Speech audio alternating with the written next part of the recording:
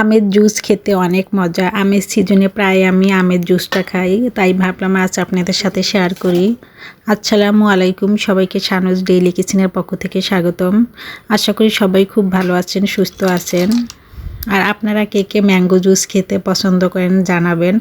আমার তো ভীষণ মজা লাগে, আমার বাসার সবাই খুব পছন্দ করে, তাই প্রায় সময় এই জুসটা খাই। আর বিশ্বাস করেন এই জুসটা খেতে এত বেশি মজা, আমি তো মনে হয় সব সময় খাই এরকম মনে হয়। আর এই জুসটা যারা কখনো খাননি একবার হলেও খাবেন, আর আমার রেসিপিটা ফলো করে খেলে তো আপনারা পুরো ফিদা হয়ে যাবেন, কারণ এই জুসটা খেতে এতই মজা, আমার বাসার সকলে পাগল হয়ে গেছে খেয়ে। এখন আমার এই জুস বানাতে কি কি উপকরণ লাগবে সেটা দেখিয়ে দিচ্ছি। এখানে একটা পাকা আম নিয়েছি, দুধ নিয়েছি, মিষ্টি দই নিয়েছি, পরিমাণ মতো চিনি নিয়েছি।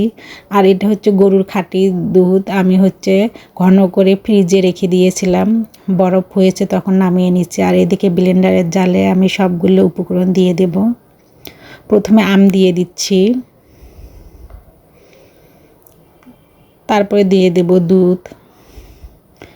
দেখেন দুধটা কিছু বরফ আছে আর কিছু লিকুইড আছে, এই অবস্থায় আমি নামিয়ে নিয়েছি ফ্রিজ থেকে, প্রায় 5-6 ঘন্টা রেখেছিলাম। তারপরে দিয়ে দিলাম পরিমাণ মতো চিনি। আর চিনিটা এখানে একটু বুঝে শুনে দিতে হবে, কারণ আম মিষ্টি, মিষ্টি দইও মিষ্টি। তারপরে দিয়ে দিলাম মিষ্টি দই, এই দইটা আমার নিজের হাতে বানানো। তারপরে সামান্য একটু লবণ দিয়ে দিলাম জাস্ট টেস্টের জন্য। এটাকে ম্যাঙ্গো লাচ্ছিও বলা যেতে পারে। তারপরে দিয়ে দিচ্ছি বরফের টুকরা, কারণ এভাবে লাচ্ছি বানানো হয়, এই জন্য এটাকে ম্যাঙ্গো লাচ্ছিও বলা যেতে পারে। এখন আমি ব্লেন্ড করে নিলাম। দেখেন কতটা সুন্দর হয়েছে, অনেক স্মুথ হয়েছে, দেখেই তো অনেক লোভ লাগতেছে। এখন আমি পরিবেশন করে দেখাচ্ছি।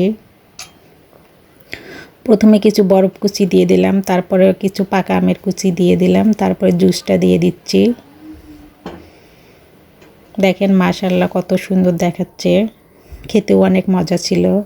আর উপর থেকে কিছু আম দিয়ে দিচ্ছি। আপনারা যারা খেয়েছেন তারা জানাবেন, আর যারা কখনো খাননি একবার হলেও এই রেসিপিটা ফলো করে খাবেন। আমার বিশ্বাস আপনারা খেয়ে অনেক মজা পাবেন। সবাইকে আমার ভিডিও দেখার জন্য ধন্যবাদ। সবাই আমার পেজটাকে লাইক, কমেন্ট, শেয়ার ও ফলো দিয়ে রাখবেন। আমার ইউটিউব চ্যানেলটাকে সাবস্ক্রাইব করে রাখবেন। আর আমার এই জুসের রেসিপিটা আপনাদের কাছে কেমন লাগলো সেটা অবশ্যই কমেন্ট করতে ভুলবেন না। আর ভালো লাগলে ভিডিওটা শেয়ার করবেন, লাইক করবেন, কমেন্ট করবেন। সবাই ভালো থাকবেন, সুস্থ থাকবেন। আল্লাহ হাফেজ।